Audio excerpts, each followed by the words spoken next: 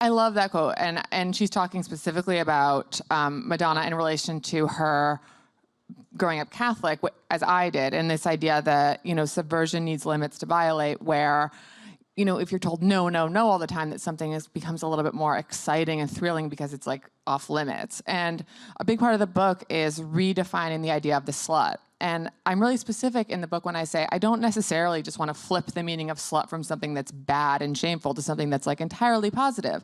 Because I do think that there's something that's sort of naughty about being a slut that I think that we want to retain. You know, I think we want to reclaim it, and we want to have it be a tool for women to feel sort of like powerful and agent in their sexuality, but we want to retain that kind of like unpredictable, naughty, transgressive element of sluthood, because for so many people, transgression is desirable in and of itself. It is attractive to be transgressive, or it can be a turn-on. I mean, infidelity in a lot of ways, that's one of the big turn-ons about it, is that it's transgressive. You're transgressing this bond that you have with someone else.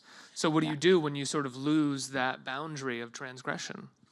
I feel like we can cross that bridge when we come to it, but I feel like we're not close. Yeah. Yeah, I think that it's still transgressive now to just say, I'm a woman who has multiple sexual partners. You know, for so long in the media, sort of, it's been ubiquitous that the representation of the slut, or a woman who has multiple sexual partners, or even just a woman who's openly sexual, the sort of narrative that that woman plays in movies and books and TV is that she often, in the end, literally dies, right? So it's not a coincidence that in basically every horror movie ever made, the girl who has sex, or the slutty girl, is the first to get like eaten by the zombies and stabbed. Jason like drives a pickaxe through her body, splits her in half while she's having sex or something. Yeah, no, yes, and it's That's a real scene in a real horror movie, sorry. Yes. That was so disturbing. And the Drew Barrymore in Scream, right, where she's the sexual girl and she has her, you know, her nipples are hard, and then she's stabbed gets murdered. In the heart. Yes. In the fucking heart. I know. And it's also, I mean, Hester Prynne, like the OG high priestess of slut-shaming, right? Like the adulteress. And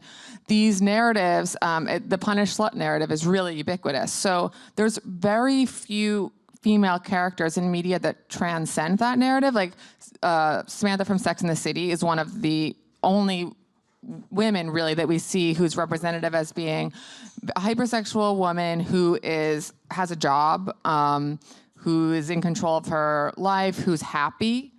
So often we see the alternative, and in real life as well. People like the Duke porn star and Monica Lewinsky. These are these women who are representative as being sexual and then essentially shamed or slut-shamed off campus or whatever it is.